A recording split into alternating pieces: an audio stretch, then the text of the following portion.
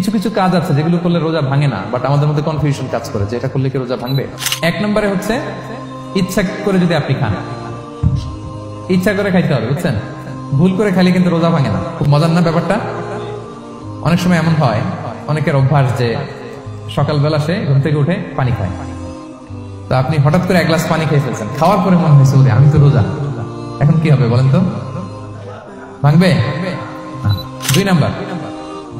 দুই নাম্বার হচ্ছে এটা বিবাহিতদের জন্য, যেহেতু মোস্ট অফ দা অডিয়েন্স আর 18+, কোনো অসুবিধা নেই। আর ইসলামে কথাগুলো আসলে বাঁচতে হলে জানতে হবে। সেটা হচ্ছে আমরা শুনেছি যে বিবাহিতরা ফিজিক্যাল ইন্টারকোর্স যদি করে, দেহ থেকে সিমেন আউট হলে রোজা ভেঙে যায়, কিন্তু স্বাভাবিক মেলামেশার সাথে রোজা ভাঙে না। কিস করা, হাগ করা হাজবেন্ড ওয়াইফের মধ্যে, এই যে সখ্যতা, এই ব্যাপারগুলো যদি দিনের বেলায় ঘটে এতে রোজা ভাঙে না। তবে এটা রিকমেন্ডেড না, স্বামী স্ত্রীর একান্ত মেলামেশা দিনের বেলা রিকমেন্ডেড না, কারণ এটা থেকে সে সেক্সুয়ালি এক্সাইটমেন্টের দিকে চলে যেতে পারে, ফলে ভুল করে সে এমন কাজ করে ফেলতে পারে যেটাতে তার রোজাটাই ভেঙে যাবে। আর ইচ্ছা করে রোজা ভাঙলে কি করতে হয়? কাজাও কাফারাও। 3 নাম্বার, এটাকে আরবিতে বলে আল ইহতিলাম, ওয়েট ড্রিম, বাংলায় বলে স্বপ্ন দোষ। ঘুমের মধ্যে এমন কিছু দেখলেন ফলে আপনার সিমেন আউট হলো, আপনার রোজা ভাঙবে না, কারণ এটা কি ইচ্ছা করে করছেন আপনি? এটা কার হাতে? আল্লাহ। এতে রোজা ভাঙে না, শুধু আপনি ঘুম থেকে উঠে ফরজ গোসলটা করে নিলেই হবে। 4 নাম্বার হচ্ছে ব্লাড টেস্ট। অনেকে বলে যে হুজুর ব্লাড টেস্ট করা যাবে কিনা?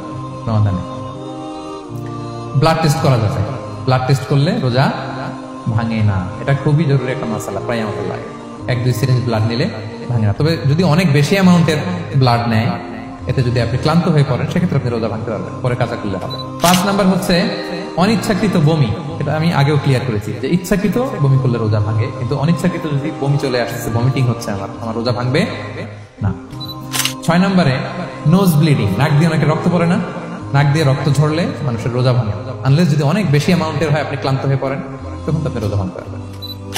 7 নাম্বার, রোজা রেখে দাঁত ফেলতে পারবো কিনা? জি, রোজা রেখে আপনি আপনার দাঁতকে রিমুভ করতে পারবেন, খুব বেশি যাতে রক্ত বের না হয় সেটা আপনি খেয়াল রাখবেন। দাঁত ফেললে যে রক্ত বেরোয় এতে রোজা ভাঙে না। 8 নম্বরটা হচ্ছে ইনজেকশন। রোজা রেখে ইনজেকশন দেওয়া যাবে কিনা? কিছু কিছু ইনজেকশন দেওয়া যাবে, কিছু কিছু দেওয়া যাবে না। কোনগুলো দেওয়া যাবে না? Food supplementary injection, nutrition value আছে এরকম injection, energy tech injection, energy boost up করে এরকম ইনজেকশন দিলে রোজা ভেঙে যায়, এগুলো দেওয়া যাবে না। কিন্তু পেইন কিলার যে ইনজেকশন গুলো আছে এটা দিতে পারবেন। পেইন কিলার ইনজেকশন দিতে পারবেন, অ্যান্টিবায়োটিক ইনজেকশন দিতে পারবেন, অ্যানেস্থেটিক ইনজেকশন দিতে পারবেন, এই জাতীয় মেডিকেশন ইনজেকশন গুলো দিতে পারবেন। কোভিডের যে ইনজেকশন এগুলো আপনি দিতে পারবেন, এগুলোতে রোজা ভাঙে না, কারণ এগুলোতে আপনার স্টোমাকে কিছু পৌঁছেও না, আপনাকে শক্তিবর্ধক কিছু দেহে প্রবেশও করাচ্ছে না, আপনার এনার্জিও বাড়ে না, আপনার এনার্জি বাড়ে না, আপনার নিউট্রিশন ভ্যালু অ্যাড হয় না, আপনার স্টোমাকে কিছু পৌঁছে না, এই জাতীয় সব ইনজেকশন দেওয়া যায়।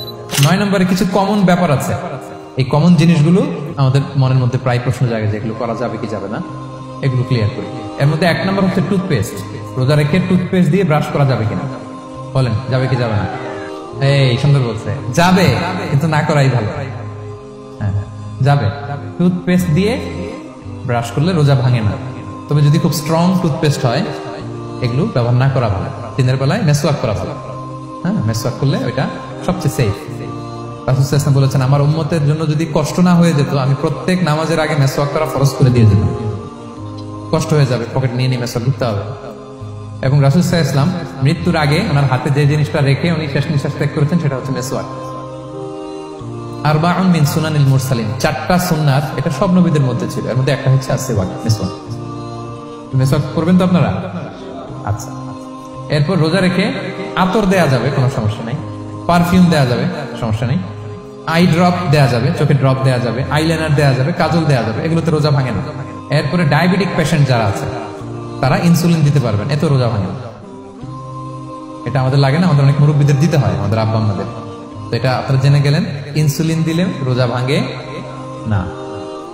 এরপর 10 নম্বর খুব মজার একটা পয়েন্ট, খাবারের যদি লবণ চেক করা হয় এতে রোজা ভাঙে না।